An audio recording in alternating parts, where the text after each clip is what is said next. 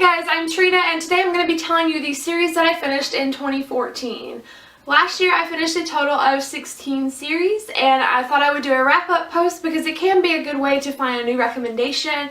So I'm going to be telling you the name of the series I finished, I'm going to give you my overall score for each one, and then I'm going to kind of tell you who I recommend it to. First, I finished the Under the Never Sky trilogy by Veronica Rossi.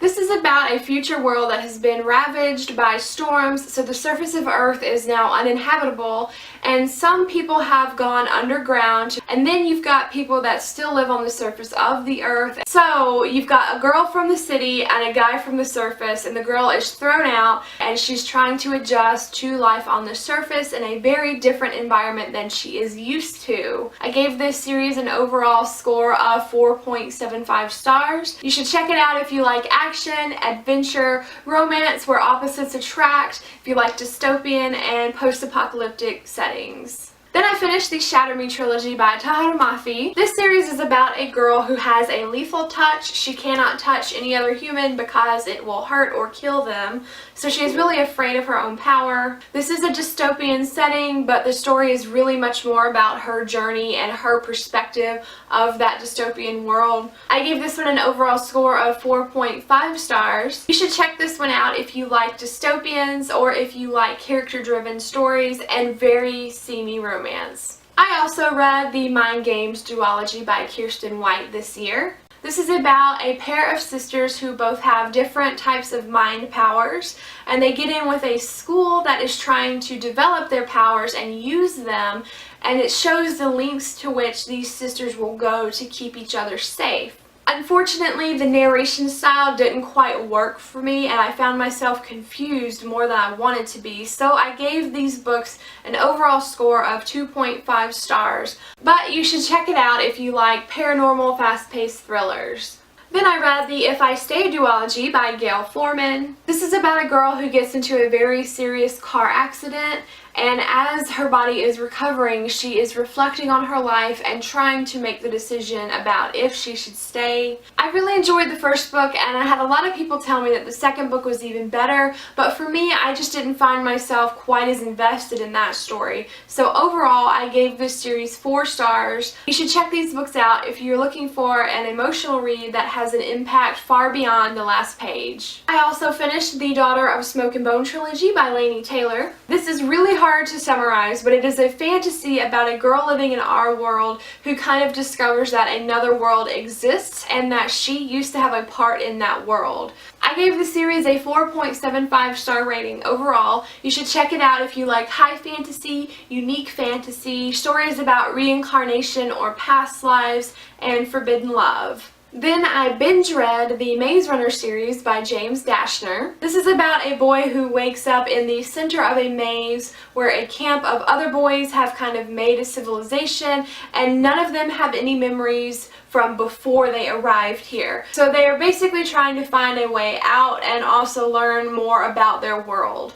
I gave this series overall a 3-star rating because although I really liked the first book, the next 2 books kind of went downhill and ended on a note that I personally just was not satisfied with. But you should check it out if you like dystopias or male point of view or plots that are a little bit open. Then I finished the Testing trilogy by Joelle Charbonneau. I'm sorry, I don't know how to say that. This is a dystopia, and the first book has a feeling very similar to The Hunger Games. You follow a girl as she is going off to college, and she finds out that the stakes in college are very high, and you basically can lose your life just trying to pass the exam to get into the university.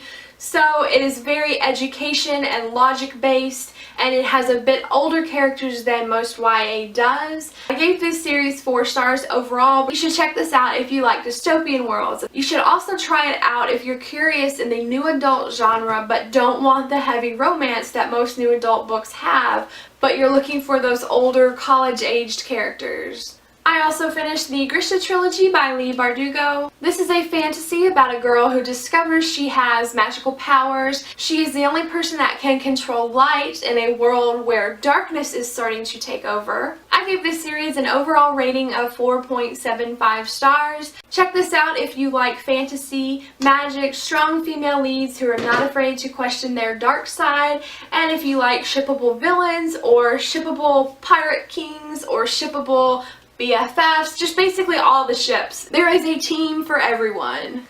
Then I finished the Cahill Witch Chronicles by Jessica Spotswood. This is sort of an alternate history of like the Salem witch trials. This follows three sisters that are trying to figure out if they are the subject of a prophecy that they will come into great power while they are trying to hide their magic from the brotherhood of their town, who basically executes anyone that they even suspect of witchcraft. Now, the magic in this series is much more Harry Potter than the craft. It's not anything dark. And I really liked that the main character, Kate, was just an extremely well-rounded character. We saw her be weak, we saw her be strong, we saw her struggle between right and wrong. And this series also has a romance where the chemistry just flies off the pages. I gave this series an overall rating of 4.75 stars.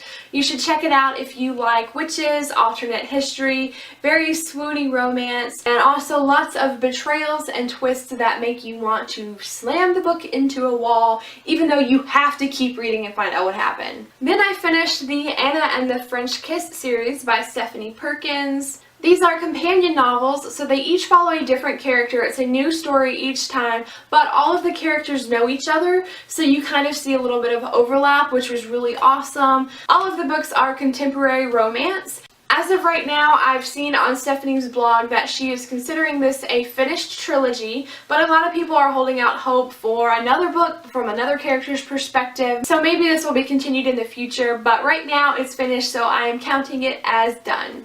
I also finally finished the House of Night series by PC Cast and Kristen Cast.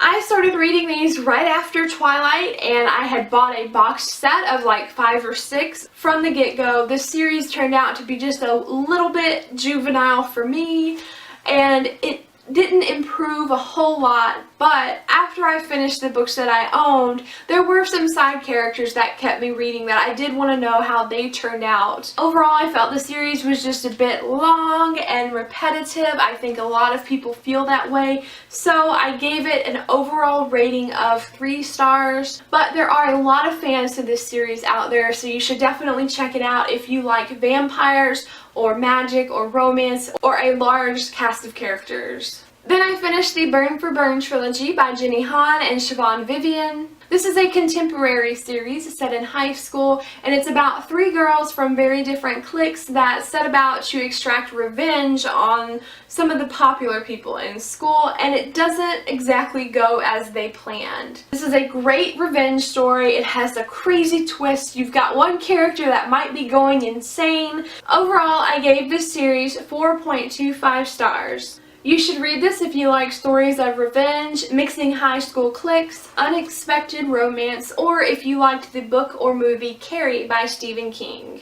I also read the 2 books in the Not a Drop to Drink duology by Mindy McGinnis. I've talked about these books a lot on my channel already, so what more can I say other than this is a post-apocalyptic world where drinking water is a very rare commodity and you have to try to find it and then fight to keep it. I gave this series an overall rating of a solid 5 stars. I absolutely love it. I wish that more people would read it. You should check it out if you like survival stories or post-apocalyptic worlds. Fans of The Walking Dead or The Fifth Wave will also like this. It doesn't have the zombies or the aliens, but that survival aspect is still the same. I also read the Infernal Devices trilogy by Cassandra Clare. This is the prequel to the Mortal Instruments series. This is a historical fiction set in London. It kind of has a steampunk feel to it. I really enjoyed the characters and the chemistry in this series. There is a love triangle, but there are some extra details involved that make it different than most love triangles. I gave this series a solid 5-star rating. Check this out if you like steampunk or historical fantasy Fantasy, or if you like the Mortal Instruments and haven't yet read this. Also check it out if you didn't really like the Mortal Instruments, because I liked this series better and it made me feel more invested in the characters. Going along with that, I also finished the Mortal Instruments series by Cassandra Clare. I think everybody probably knows a little bit about this, but it is about a girl who finds out that magic exists and all these different kinds of creatures really do exist in her world, and that she is part of that world. I felt that the first book was hard to get into, and I'm not the biggest fan of this series because there are some themes that have just really put me off of the characters, but the world and the writing and the way that things come back in the end, and especially if you read the Infernal Devices along with it, the way that she ties things in throughout both series, that is really what has kept my interest. I gave this series overall a rating of 4 stars. You should read this if you like urban fantasy, forbidden love, angels and demons, and awesome side characters. And the last series I am counting as completed in 2014, which is more of an honorable mention, is the Selection Trilogy by Kiera Cass. When the one came out this year, that was supposed to be the last book in this series. It was supposed to be a trilogy, and it really did wrap up the story. But a few months after that, the author announced that she was going to write at least 2 more books in this series. Anyway, this is about a dystopian world in which the crown prince must choose his future wife from a pool of selected girls, and we follow a girl who is from one of the lower class systems who goes to the castle to compete for his love. It sounds cheesy, and it is, but I could not put down any of these books. I had to stay up all night reading them, and so for the overall experience, I gave all the books 5 stars, and therefore the series was an overall rating of 5 stars. You should check this out if you like light dystopia, romance. You should also check it out if you like the TV shows like The Bachelor or America's Next Top Model. So those are the series that I finished this year. And if you were paying attention to the ratings, my top 3 series of the year were Anna and the French Kiss, Not a Drop to Drink, and The Infernal Devices. I hope you enjoyed this video and maybe found some new series to read. Let me know if you've finished any of these or would like to start any of these, or just let me know what you're currently reading down in the comments below. And thanks for watching.